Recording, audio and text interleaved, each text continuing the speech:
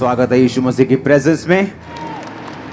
पहला शमूएल 30 उसकी 6 आयत को मैं पढ़ूंगा स्क्रीन के ऊपर।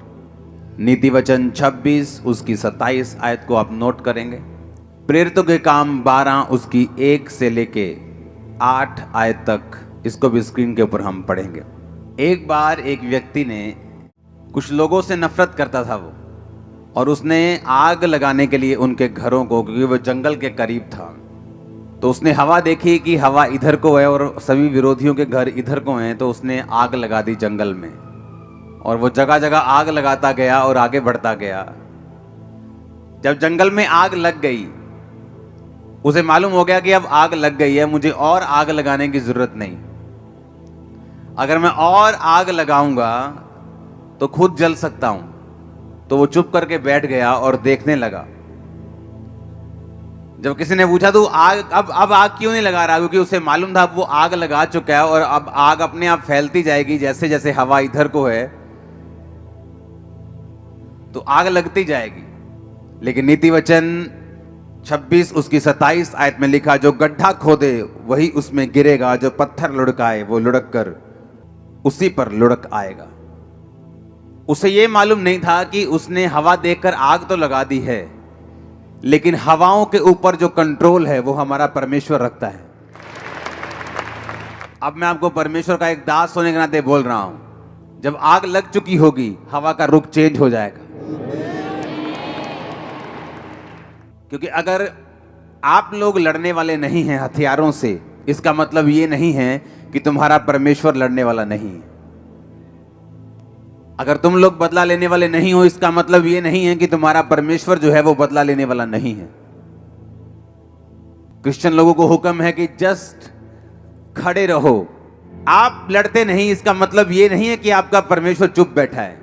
जिस हवा को देखकर आपको जलाने की कोशिश की गई है, मैं आपको प्रोफेटिकली परमेश्वर का दास होने के नाते बता रहा हूं, वो हवा दूसरी तरफ बहेगी और आप बचाए जाएंगे। आमीन ऊंचे वाला होगा तो ये आपके परिवार के लिए होगा। क्योंकि अगर आप लड़ने वाले नहीं हैं, इसका मतलब ये नहीं है कि आपका परमेश्वर लड़ने वाला नहीं है। हालेलुया। मसीही संदेश को, क्रिश्चियनिटी को दबाने की कोशिश अब से नहीं, 2000 साल से होती आ रही है और आज तक कामयाब नहीं हुई। इस सच्चाई को करप्ट करने की कोशिश की गई, इसको खराब करने की कोशिश की गई, इसको दबाने की कोशिश की गई, लेकिन ये कभी दबी नहीं। इसका कारण यह है क्रिश्चियन लोग लड़ते नहीं, वो अपने खुदा पर भरोसा रखते हैं और उनका खुदा उनको कभी निराश नहीं करता, वो उनको कभी छोड़ता नहीं, कभी त्यागता नहीं। आमीन। लोगों को लगता है कि क्रिश्चियनिटी एक धर्म है। बाइबल कहती है कि एक भी जगह पर ईसाई धर्म का जिक्र तक, शब्द तक बाइबल में नहीं है। क्रिश्चियनिटी एक धर्म नहीं, ये एक सच्चाई है, एक धार्मिकता है, ये परमेश्वर के साथ संबंध है। इसे कोई शैतान की ताकत ना रोक पाई थी, ना है, ना कभी रोक पाएगी। जो कुछ भी हो रहा है आप लोगों की भलाई के लिए हो रहा है, सुसमाचार को फैलाने के लिए हो रहा है, आपके विश्वास को स्ट्रॉन्ग करने के लिए हो रहा है। अगर आप बादलों को देख रहे हैं जो आपके सामने मौजूद है, एक आंधी के, एक तूफान के, एक बारिश के रूप में, यीशु मसीह के नाम में वो टाइम आने वाला है जब पूरी तरह से मौसम साफ होने वाला है और आप आगे बढ़ने वाले हैं। आमीन ऊंचा, तो ये बरकत आपकी है। हर एक चीज का बाइबल कहती है एक समय है। बोने का समय, बोने हुए को उखाड़ने का समय, रोने का समय और खुश होने का समय, नाचने का समय, विलाप का समय। बाइबल कहती है हर एक चीज का एक समय है। और बाइबल कहती है कलीसिया इसीलिए परमेश्वर ने बनाई है ताकि आप इस तब ब्लेस होते हैं जब आप परमेश्वर के दिमाग को, उसके प्लान को, उसकी योजना को, जो उसके माइंड में है, आप उसे समझ जाते हैं और उस योजना को धरती पर पूरा करने के लिए आप काम करना शुरू करते हैं। जिस तरह से एक व्यक्ति जो नशे में हो सकता है और परमेश्वर का आत्मा अगर आप उसके साथ संबंध में हैं, हो सकता है वो आपको उस व्यक्ति के लिए प्रार्थना करने के लिए बोले, उसके साथ वचन शेयर करने के लिए बोले, और वो व्यक्ति जब आपकी प्रार्थना और वचन के शेयर करने के कारण बचाया जाएगा, तो इसका मतलब आपने परमेश्वर की मर्जी को पूरा किया। जब चेलों ने कहा कि जिस तरह यूहन्ना ने अपने चेलों को प्रार्थना करना सिखाया, प्रभु यीशु हमें भी प्रार्थना करना सिखा, तो परमेश्वर ने कहा था तुम इस तरह से प्रार्थना करना कि हे पिता, तू जो आसमान में है तेरा नाम पाक माना जाए, जिस तरह तेरी मर्जी आसमान में पूरी होती है धरती पर तेरा राज आए। कौन सी मर्जी की परमेश्वर बात कर रहा है? वो मर्जी जो परमेश्वर के दिमाग में है, और किस तरह से वो धरती पर पूरी होगी। बाइबल कहती है, परमेश्वर के आत्मिक नियमों की किताब में से ये नियम है कि परमेश्वर धरती के ऊपर कोई भी काम जो है वो अपने आप नहीं करता। बाइबल कहती है वो कर सकता है, लेकिन आप लोगों को सहभागिता में बनाने का उसका कारण ये था कि आप लोग परमेश्वर के द्वारा ठहराए हुए कामों को करेंगे, और इसी के जरिए ये एक लैडर बन जाएगी, एक कांटेक्ट बन जाएगा कि पीछे लाइट है, आगे बल्ब भी लगा हुआ है, लेकिन जब कनेक्शन ही नहीं है लाइट से बल्ब की ओर, वो इलेक्ट्रिसिटी फ्लो नहीं कर रही, तो लाखों रुपए का बल्ब और पीछे हजारों वोल्ट की रोशनी किसी काम की नहीं। उसी तरह परमेश्वर जो हजारों लाखों करोड़ों और बेहिसाब वोल्ट की जो पावर है, और आप एक बल्ब के समान, रोशनी के समान बाइबल कहती है बुलाए गए हैं, लेकिन जब कनेक्शन आप में और परमेश्वर में नहीं है, आप रोशनी नहीं दे सकते, लोगों को रास्ता नहीं दिखा सकते, परमेश्वर के द्वारा बनाए गए मकसद को भी आप पूरा नहीं कर सकते। बाइबल कहती है जब परमेश्वर आपको बुलाता है तो उसका एक मकसद है आपकी लाइफ के लिए। अब आपको उस मकसद को समझना है जो परमेश्वर के दिल में है आप लोगों के लिए, और जैसे ही आप उस मकसद को समझ के काम करना शुरू कर देंगे, वो इलेक्ट्रिसिटी का फ्लो होगा, आप चमकने लगेंगे, आपकी पर्सनल लाइफ भी ब्लेस होने लगेगी। इसी तरह से मैं ब्लेस हुआ हूं, जिस तरह से अब आप ब्लेस होने वाले हैं। आमीन ऊंचा तो ये आपके परिवारों तक जा रहा है इसका असर। तो अब मुझे ये बात समझ में आ गई कि मैं इसलिए ब्लेस होता हूं कि सिर्फ इसलिए नहीं कि मुझे एक जीवित कलीसिया में जाकर आमीन आमीन बोलना है, मुझे मास प्रेयर रिसीव करनी है और मैं ब्लेस हो जाऊंगा। इसके लिए परमेश्वर ने आपको नहीं बुलाया। वो मास प्रेयर आपके छुटकारे के लिए है, वो आपको आगे बढ़ाने के लिए है, वो आपको परमेश्वर का असली मकसद दिखाने के लिए है। जब बाइबल कहती है, जब हम शमूएल की पुस्तक पहला शमूएल उसका 30 उसकी 6 आयत को पढ़ते हैं तो लिखा, और दाऊद बड़े संकट में पड़ा क्योंकि लोग अपने बेटे बेटियों के कारण बहुत शोकित होकर उस पर पथराव करने की चर्चा कर रहे थे, परंतु दाऊद ने अपने परमेश्वर यहोवा को याद करके हियाव बांधा। अब यहां पे लिखा कि दाऊद बड़े संकट में पड़ा। रीजन क्या था? कारण यह था कि दाऊद के सारे लोग बंदी बना लिए गए थे, और दाऊद के सारे लोगों को उसके दुश्मनों ने बंदी बनाकर वो ले गए, और दाऊद के अपने लोगों से पत्थरवा करने की चर्चा करने लगे। अब दाऊद यहां पर बाइबल कहती है कि परमेश्वर यहोवा को याद करके उसने हौसला बांधा, उसने हियाव बांधा। परमेश्वर यहोवा को कैसे याद किया? नाम लिया उसका। बाइबल कहती खुदा अपने वचन में रहता है। उसने वचनों को याद किया कि चाहे मैं घोर अंधकार के तराई के बीच में से होकर चलूं, मृत्यु की वादियों में से होकर चलूं, पानी में से होकर चलूं, तो मुझे वो डुबो ना पाएगा, मौत की वादी मुझे मार ना पाएगी, आग मुझे जला ना पाएगी। बाइबल कहती उसने परमेश्वर के वचनों को याद करके हियाव बांधा।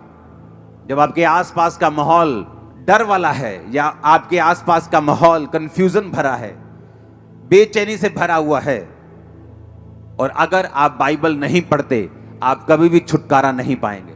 जिस चर्च में आप जाते हैं, अगर उस चर्च का जो सरमन, उसका वचन आपको बाइबल पढ़ने और खुद प्रार्थना करने को प्रेरित नहीं करता, तो आप गलत सरमन सुन रहे हैं। दाऊद ने, बाइबल कहती, यहोवा के वचन को याद किया, क्योंकि जब माहौल आपके आसपास इतना खराब था, तो बाइबल कहती है कि दाऊद ने यहोवा के वचन को याद किया, स्मरण किया और हियाव बांधा, और उसके वचन को याद करके दाऊद ने अपने मन में मनन करके परमेश्वर में हियाव बांधकर आगे बढ़ा, और वो बचाया गया। जब विरोध होता है, आपकी लाइफ में कुछ परीक्षाएं आती हैं, या बीमारी की एंट्री होती है, या कुछ परीक्षा की एंट्री होती जो परमेश्वर की ओर से है, सबसे अधिक जो आपको उस समय चाहिए वो परमेश्वर का वचन है। और जैसे ही आप परमेश्वर के वर्ड को पढ़ते हैं, आप नोटिस करते हैं, चाहे आपके बाहर का माहौल कैसा भी हो, वो चाहे अभी चेंज हुआ या नहीं हुआ, आपके अंदर का माहौल जो है एक क्रिश्चियन व्यक्ति के लिए ज्यादा मायने करता है। जब अंदर का माहौल हिलता है तो आप डूबते हैं। बाइबल कहती पतरस जब परमेश्वर को पूछ कर चलने लगा कि प्रभु अगर तू ही है तो पानी पे चल के आऊं, तो परमेश्वर ने कहा आ जा। जब पानी पे चलने लगा, बाहर का माहौल तो वही था, आंधी और तूफान आ रहे थे, अंदर का माहौल बदल गया और वो डरने लगा, क्योंकि शैतान ने कहा ओए तुझे मालूम नहीं, इंसान को पानी पे चलने के लिए तो बनाया नहीं गया, मछलियों को बनाया गया। परमेश्वर ने तो मछलियों को बनाया पानी पे चलने के लिए और बहने के लिए और तैरने के लिए, तुझे तो नहीं बनाया, तो डूब जाएगा अभी। और जैसे ही उसने शैतान की बातों की ओर ध्यान दिया, शैतान भी वचन का प्रयोग करता है, वो भी वचन में क्या लिखा है उसको आपके खिलाफ प्रयोग करने की कोशिश करता है। और जब आप लोगों में वचन नहीं होता, आप उसकी बातों पे यकीन करते हैं, और बहुत से लोग परमेश्वर के उस योजना को समझ नहीं पाते और उसे पूरा नहीं कर पाते। हालेलुया। अब जब उसको बाइबल कहती है जब वो पानी पर था और जब पानी पर चलकर शक आ गया और डूबने लगा, तो परमेश्वर ने ये नहीं कहा तू क्यों अविश्वासी बना। परमेश्वर ने कहा तूने क्यों अल्प विश्वासी, तूने क्यों संदेह किया, थोड़े विश्वासी, यानी तेरे अंदर संपूर्ण विश्वास नहीं, तूने क्यों शक किया, तूने क्यों विश्वास नहीं किया। दाऊद ने परमेश्वर के वचन को याद करके, बाइबल कहती है हौसला बांधा, हियाव बांधा। आपको ये बात समझ आनी चाहिए, पास्टर्स को खासकर जब वो सेवा में होते हैं, जब वो अलग अलग तरह की परीक्षाओं में या दुखों में या किसी तरह के सताव में होते हैं, आपको एक चीज जो चाहिए वो है परमेश्वर का वचन। आप जैसे ही परमेश्वर के वचन में जाते हैं, एक रेस्ट, एक विश्राम जो है आपकी स्पिरिट में एंटर करता है। और जब तक ये विश्राम आपकी लाइफ में, आपकी स्पिरिट में एंटर नहीं करता, बाइबल कहती है आप बड़े बड़े काम नहीं कर सकते। बाइबल कहती है उस समय के लोग जब पापी थे और अलग अलग तरह के पापों में फंसे हुए थे, तो परमेश्वर ने नूह को चुना। और बाइबल कहती है परमेश्वर ने नूह के साथ आकर बात की कि एक बड़ी कश्ती बना और सब तरह के जानवर उसमें रख, अशुद्ध जोड़े इतने, शुद्ध जोड़े इतने, और उसके बाद मैं इतने दिन बारिश बरसाऊंगा और सब लोग धरती पर मर जाएंगे। और बाइबल कहती है नूह का जो इब्रानी मतलब है, उसका मतलब है रेस्ट, उसका मतलब है विश्राम। जब आप विश्राम में नहीं होते, आप घबराए होते हैं, क्योंकि आप बाहर की दुनिया की न्यूज़ पढ़ रहे हैं, ज़्यादा आप न्यूज़ में हैं, आप देख रहे हैं बाहर क्या हो रहा है, माहौल ख़राब हो रहा है। लेकिन बाइबल कहती है जब आप बाहर की दुनिया को देखते हैं, आपकी रेस्ट जो है अंदर की, वो लूज हो जाती, वो ख़त्म हो जाती। और जिस दिन आपका विश्राम जो है वो ख़त्म होता है, परमेश्वर आपको इस्तेमाल तो कर सकता है, लेकिन बड़े कामों के लिए आपको इस्तेमाल नहीं कर सकता, क्योंकि परमेश्वर को बड़े कामों में आपको इस्तेमाल करने के लिए एक विश्राम में, रेस्ट में, जो आदमी, जो औरत, जो खुदा का दास, दासी, विश्वासी, विश्वासनी रेस्ट में हो, आराम में हो। कौन सा आराम? आराम करने का मतलब ये नहीं कि वो सुसमाचार प्रचार ना करे, या काम ना करे, या सेवा ना करे, या प्रेयर ना करे। आराम का मतलब उसके अंदर एक विश्राम का आत्मा है।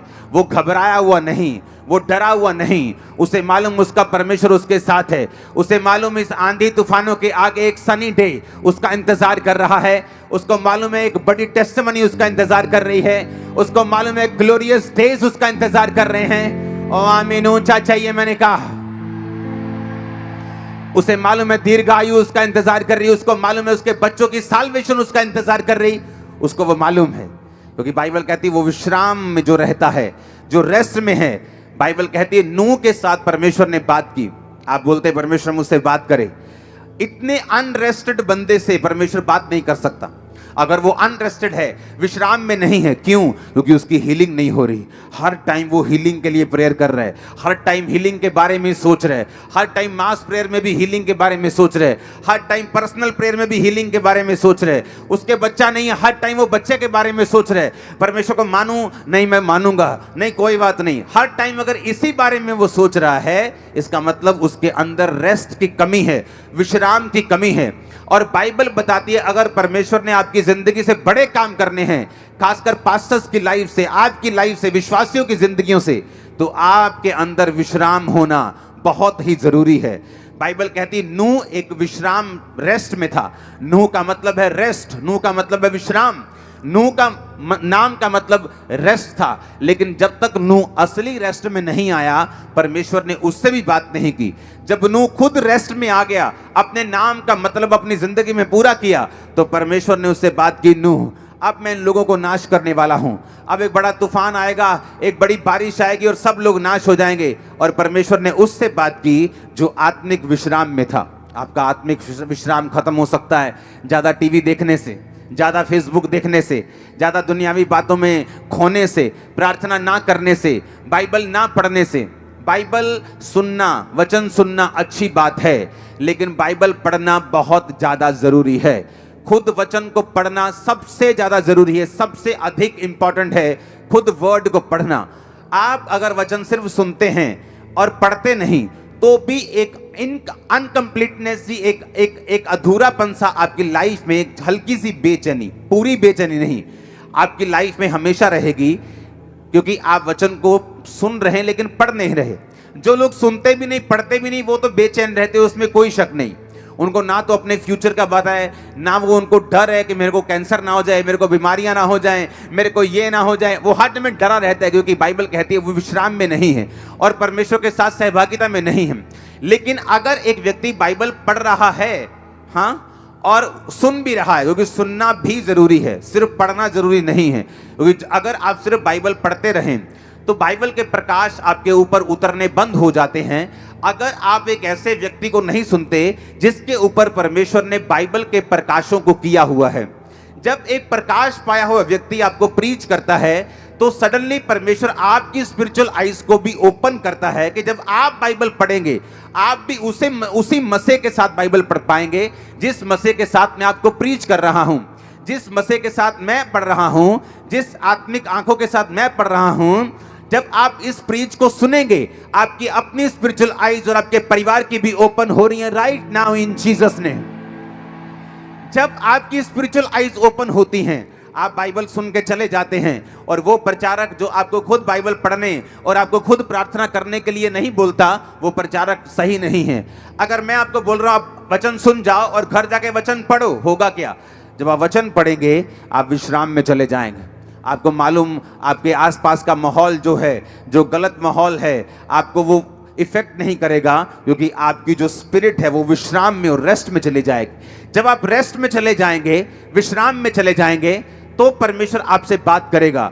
आपके उस बच्चे के लिए जो नशा करता है, आपके बिजनेस के लिए जो आप आगे लेके जाना चाहते हैं, आपके कैरियर में आपके किधर जाना चाहते हैं, आपकी सेवकाई के लिए कि परमेश्वर आपको गाइड करेगा वो कैसे बढ़ेगी, हर एक चीज के लिए परमेश्वर का आत्मा आपकी अगुवाई करना शुरू कर देगा जब आप रेस्ट में चले जाएंगे। अगर आप रेस्ट में नहीं हैं तो आप परमेश्वर की बात नहीं सुन पाएंगे, आप स्वर्ग नहीं मिस करेंगे। क्योंकि अगर आपने यीशु मसीह को ग्रहण कर लिया, बपतिस्मा ले लिया, तो आप स्वर्ग मिस नहीं करते।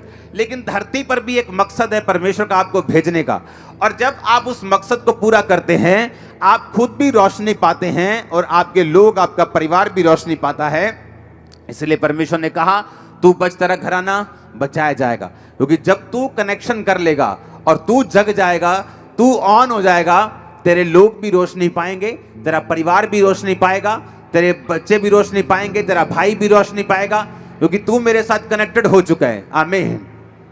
अब अगर आपका कलीसिया में जन्म हुआ है और आप परमेश्वर, बाइबल कहती है जिस तरह से आप परमेश्वर के भवन में लगाए जाएंगे, रोपे जाएंगे और बढ़ाए जाएंगे।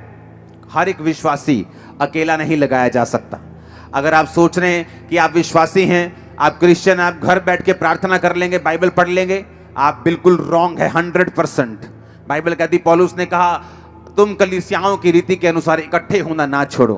पहले शनिवार को इकट्ठे होते सब्त के दिन, अब संडे को इकट्ठे होते हैं ग्रेस के दिन। परमेश्वर ने उस ग्रेस को, उस सब्त को, उस जो व्यवस्था थी उसको ग्रेस में बदल के हमें संडे के दिन इकट्ठा होने के लिए बोला। और बाइबल कहती है वो रोज इकट्ठा होते थे, हम तो हफ्ते में 2 दिन इकट्ठा होते हैं और रात को हम रोज प्रेयर माउंटेन में इकट्ठा होते हैं।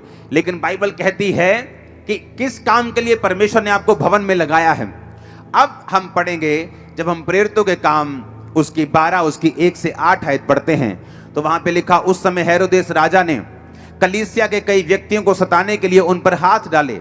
उन्होंने यूहन्ना के भाई याकूब को तलवार से मरवा दिया।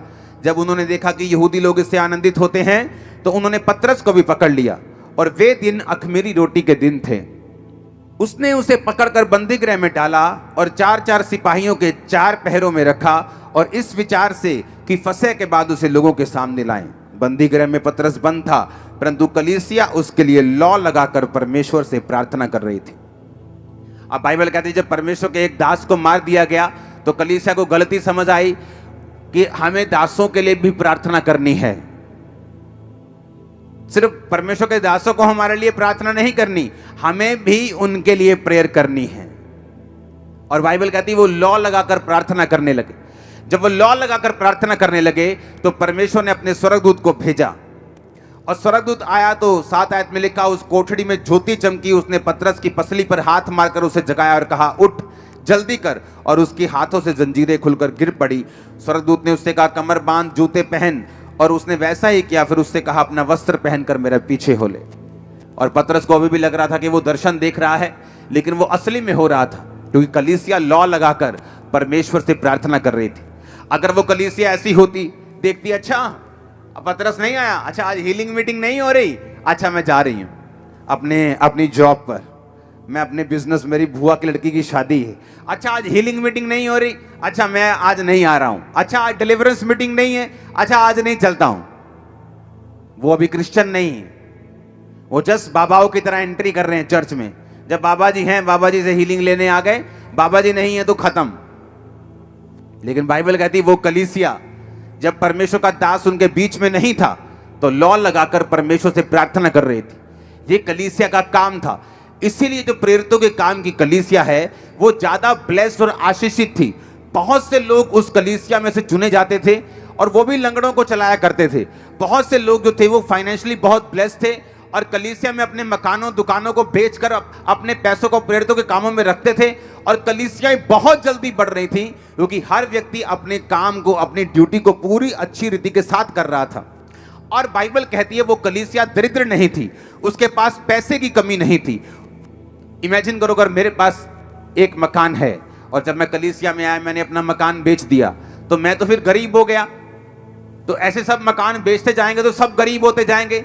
लेकिन बाइबल कहती है वो कलीसिया गरीब और दरिद्र नहीं थी। क्यों? क्योंकि जब उन्होंने एक मकान बोया, परमेश्वर ने 2 के रास्तों को, 4 के रास्तों को खोला होगा। और इस तरह से उनको समझ आता गया कि हम जितना बो रहे हैं उतना काट रहे हैं। वो ज्यादा बोते गए, प्रेयर करते गए, मिशनरी कामों के लिए प्रेयर करते गए, अपने दासों के लिए, परमेश्वर के अगुओं के लिए वो प्रेयर करते गए। उनकी प्रार्थना को परमेश्वर सुनता था। उनकी वजह से, दासों की वजह से वो बचाए गए, वो चंगे हुए, उन्होंने मिरेकल्स पाए, ब्लेसिंग ली, साल्वेशन पाई। जब दासों को जरूरत पड़ी उन्होंने प्रार्थना की, परमेश्वर अपने दूतों को भेज, अपनी सुरक्षा को भेज, दासों को छुड़ा। इस तरह से जब हम एक दूसरे के पूरक बनेंगे, जब हम एक दूसरे, जहां मैं कमजोर हूं आप मजबूत, जहां आप मजबूत हैं मैं कमजोर, जहां मैं मजबूत हूं आप कमजोर हैं, हम एक दूसरे के पूरक हैं, एक दूसरे को कंप्लीट करने वाले हैं। जब मैं अपनी जिम्मेवारियां सही से निभा रहा हूं तो मैं ब्लेस्ड हूं। अगर कलीसिया अपनी जिम्मेवारी सही से निभाएगी तो वो ब्लेस होगी। Hallelujah, hallelujah. मैंने देखा है बहुत सी कलीसियाएं जो अपने पास्टर्स के दर्शनों में उनका साथ नहीं देती, क्योंकि पास्टर ने बोला होता है मुझे ये कलीसिया से कुछ भी जरूरत नहीं। ऐसे बहुत सारे पास्टर्स को मैं जानता हूं, लेकिन उस कलीसिया की जिम्मेवारी ये होती है कि उस सारे मिशनरी कामों में प्रार्थना के साथ, उपवास के साथ, पैसों के साथ, ताकत के साथ, वरदानों के साथ, जो भी कलीसिया के पास है वो उस मिशनरी काम के लिए, खुदावंद की सेवकाई के लिए, किसी धर्म के प्रीच के लिए नहीं, जीसस क्राइस्ट के प्रीच के लिए, किसी धर्म को ऊंचा, किसी धर्म को नीचा करने के लिए नहीं, यीशु मसीह के नाम को फैलाने के लिए। अगर आपका कुछ भी प्रयोग नहीं हो रहा तो बाइबल कहती है आप एक सच्ची कलीसिया नहीं हैं, आप एक राइट पाथ पे नहीं हैं, आप एक सही रास्ते पे, सही दर्शन पे नहीं हैं, और आप परमेश्वर की मर्जी को पूरा नहीं कर रहे। और इसी कारण आपकी लाइफ में कंफ्यूजन है, और रेस्ट की कमी है, विश्राम की कमी है। ब्लेसिंग के लिए जोर लगाना पड़ता है, लाइफ अगले लेवल तक नहीं पहुंचती। बहुत से लोग सोचते हैं कि अगले लेवल पे जाने के लिए हमें परमेश्वर की ओर देखना होगा। हाँ, वो तो देखना ही होगा, लेकिन हर टाइम ऐसा नहीं है बाइबल के मुताबिक। बहुत से लोग प्रार्थना करते हैं, परमेश्वर मैं सेम सैलरी पे हूं, मैं सेम अनॉइंटिंग पे हूं, मैं सेम मसे में हूं, मैं सेम वरदान में हूं, मैं सेम इसी बरकत पे हूं।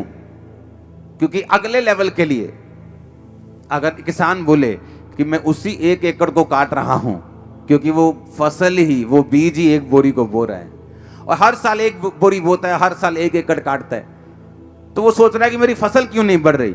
अगर उसे फसल बढ़ानी है, उसे सैक्रिफाइस करना पड़ेगा। जब फसल उगेगी उसे अपनी फसल में से बीज ज्यादा निकालना पड़ेगा, और अगली बार उसकी फसल बड़ी होगी। कलीसिया को यह मालूम होना चाहिए, आपका फाइनेंस का लेवल, आपकी स्पिरिट का लेवल, आपकी अनॉइंटिंग का लेवल, गिफ्ट्स का लेवल, जो कदम आप बढ़ाते हैं उनसे बढ़ता है। अगर आप कदम नहीं बढ़ाएंगे वो नहीं बढ़ेगा, आप कदम आगे नहीं करेंगे वो नहीं बढ़ेगा।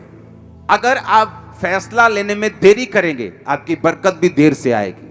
आगे बढ़ने की ताकत खुदा ने आपको आपके हाथों में दी है।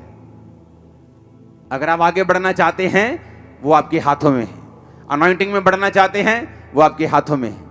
हालेलुया। वो परमेश्वर के हाथों में नहीं, वो आपके ज्यादातर आपके हाथों में है, क्योंकि परमेश्वर ने जब आपको बुलाया, आपको बचाया, आपको सेव किया, आपको लहू से धोया, पापों को माफ किया, चंगा किया, अब उसने बाइबल को, आपके वचन को आपके हाथों में दिया है। आप जब इस स्ट्रक्चर को पूरा करेंगे, इसके अनुसार अपनी लाइफ को बिताएंगे, आप अपनी लाइफ में ब्लेस होते जाएंगे। हालेलुया। अपने पड़ोसी को बोलो वचन को याद कर। अपने पड़ोसी को बोलो वचन को याद करके ही याद बांध। घर जाकर वचन को पढ़ना आपको रेस्ट में लेके आएगा, आराम में। जब आराम आएगा खुदावंद बात करेगा, जब वो बात करेगा वो छुटकारा देगा। जब छुटकारा देगा आपकी टेस्टिमनी बढ़ेगी, बहुत से लोग छुड़ाए जाएंगे। जिन लोगों को परमेश्वर इस्तेमाल करता है उन लोगों की एक निशानी है, वो अंदर से विश्राम में हैं, बाहर से काम में हैं। कुछ लोग बाहर से बहुत विश्राम में दिखते हैं, हम्बल दिखेंगे इस तरह से, ऐसे शो होगा कि पता नहीं स्वर्गदूत ही आ गया आपके बीच में। उनकी बोली हाँ ब्रदर जी, लेकिन अंदर से वो विश्राम में नहीं, अंदर से डर रहे हैं वो। और कुछ लोग बाहर से कड़क हैं लेकिन अंदर विश्राम में हैं और वो ज्यादा काम कर रहे हैं। जब अंदर विश्राम नहीं और बाहर विश्राम है तो उल्टा हो गया। इसलिए वो देखने में, सुनने में तो अच्छे लगते हैं लेकिन फ्रूटफुल नहीं, रिजल्ट नहीं।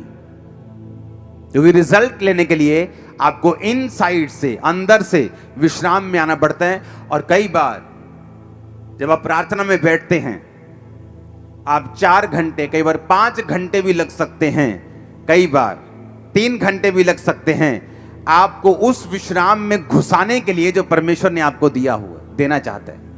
आप जस्ट कई बार 1 घंटे की प्रार्थना, धन्यवाद प्रभु जी ये मंगा, वो राशन लिस्ट देके कई बार आप विश्राम में प्रवेश नहीं कर सकते। हालेलुया। कई बार जब मैं अपने प्रेयर रूम में जाता हूं तो कई बार परमेश्वर का आत्मा मुझे बोलता है तू सो जा पहले। मैं जस्ट जाते ही सोता हूं पहले, कई बार, हर बार नहीं। और 2 घंटे बाद जब मैं उठता हूं, मुझे कुछ भी करने की जरूरत नहीं। ऐसे होता है जैसे स्वर्गदूत ने सामने कॉपी रखी है और वो प्रेयर पॉइंट्स देते हैं। जस्ट उस प्रेयर पॉइंट से जब प्रेयर होती, रिजल्ट आने शुरू होते। मैं आपको सीक्रेट दे रहा हूं, वो एक ऐसी प्रार्थना में पोजीशन है, जो निशानेबाजी करते हैं लोग वो समझेंगे कि आप हड़बड़ी में निशानेबाजी नहीं कर सकते। आप भाग भाग के निशानेबाजी, एक चीज, बड़ी चीज पे निशाना लगा सकते। अगर आपको पिन पॉइंट जिसे बोलते हैं बुल्स आई, जैसे कि वो आंख पे निशाना लगाना है, तो आपको अपने आप को बिल्कुल स्थिर करना पड़ेगा। अपनी कंप कभी जो हाथ की है उसे भी कंट्रोल में करना पड़ेगा। आप जब प्रेयर रूम में जाते हैं, जस्ट वेट करो, आप थैंक करो, आप प्रेज करो, आप कोई गीत सुनो परमेश्वर का, बाइबल पढ़ो। लेकिन एक ऐसा टाइम भी आता है जब परमेश्वर आपको झिला देता है, आपको एक्टिव कर देता है। उस टाइम फिर जो प्रेयर होती है वो बेस्ट प्रेयर होती है और वो रिजल्ट लेके आने वाली होती है। और कई बार मेरे लोग मुझे देखते हैं, मैं प्रार्थना रूम में गया हूं, मैं आया ही नहीं हूं रात भर, मैं 6-8 घंटे बाद आया हूं, 10 घंटे बाद आया हूं। क्योंकि वो टाइमिंग बड़ी इंपॉर्टेंट होती है, जिस टाइम में परमेश्वर का आत्मा आपको स्थिर करता, हिलाता है। जिस तरह स्वर्गदूत आकर पानी को हिलाते थे और जब पानी हिलने के बाद जो लोग जाते थे वो हील हो जाते थे। इन प्रैक्टिकल बातों पे अमल करो, जो आपको बताया गया इसको फॉलो करो। लाइफ सेम नहीं होगी, लाइफ सेम नहीं होगी, मैंने कहा। आमीन। जो भी आपको बताया गया उसे कवर करो। और यही, इन्हीं चीजों में आपकी ब्लेसिंग है, इन्हीं चीजों में आपकी आशीष है कि जो परमेश्वर की राइट नाउ नीड है, उसके लोगों को जो जरूरत है उसके अनुसार प्रेयर में जाना, ये आपको चाहिए। आमीन। और जब उसके अनुसार हम प्रार्थना करेंगे, हम बचाए जाएंगे, हम ब्लेस्ड भी होंगे। उसके अनुसार प्रार्थना करेंगे, परमेश्वर हमारी दिक्कतों को भी दूर करेगा, वो बीमारियों को भी दूर करेगा। क्योंकि एक्चुअल में परमेश्वर ने जो कुछ भी आपको देना है वो अपनी मर्जी से देना है, और अपनी ग्लोरी के लिए देना है, और अपनी महिमा के लिए देना है, उसके नाम को ऊंचा करने के लिए देना है। God bless you all. वो आपको सेम ना रहने दे। आमीन। ऊंचा ये बरकत आपकी है। हमारे YouTube चैनल को सब्सक्राइब करें ताकि आप परमेश्वर के गहरे भेदों को जान सकें कि कैसे आप परमेश्वर में बढ़ सकते हैं, कैसे आप दुष्ट आत्माओं से, नशों से, बीमारियों से और वंशों के श्रापों से आजाद हो सकते हैं।